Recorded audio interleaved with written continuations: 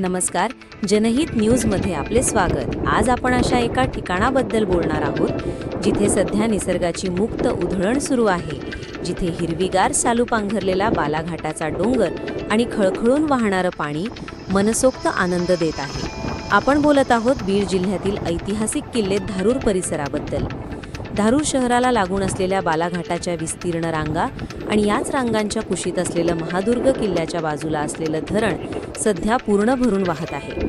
गेल्या 3-4 दिवसांपासून सुरू असलेल्या दमदार पावसामुळे हे धरण ओव्हरफ्लो झालं असून त्याचा सांडवा जोरात वाहत असल्याचं नयनरम्य दृश्य सध्या पाहायला मिळत आहे। हे दृश्य इतकं अप्रतिम आहे की इथून वाहणाऱ्या पाण्याची धार हिरव्यागार डोंगराच्या पार्श्वभूमीवर डोळ्यांना अक्षरशः सुखावून जाते। याच मनोहरी बालाघाटाच्या रांगेत धारूर तालुक्याचे ग्रामदैवत अंबाचोंडी मंदिर परिसरात आहे। सध्या संपूर्ण बालाघाटाचा डोंगर हिरवीगार शालू पांघरल्यासारखा दिसत आहे। सर्वत्र निसर्गरम्य वातावरण आहे। एरवी कोरडे दिसणारे डोंगर आता पावसाने अक्षरशः नटून गेले आहेत। हे विलोभनीय दृश्य पाहण्यासाठी केवळ स्थानिकच नव्हे तर दूरदूरहून पर्यटक धारूर परिसरात येत आहेत। लहान मुलांपासून ते मोठ्यांपर्यंत प्रत्येक जण या निसर्गाच्या सोहळ्याचा आनंद घेताना दिसत आहे। या पावसाळ्यात तुम्हीही निसर्गाचा हा अविस्मरणीय अनुभव घेण्यासाठी धारूर परिसराला नक्की भेट द्या।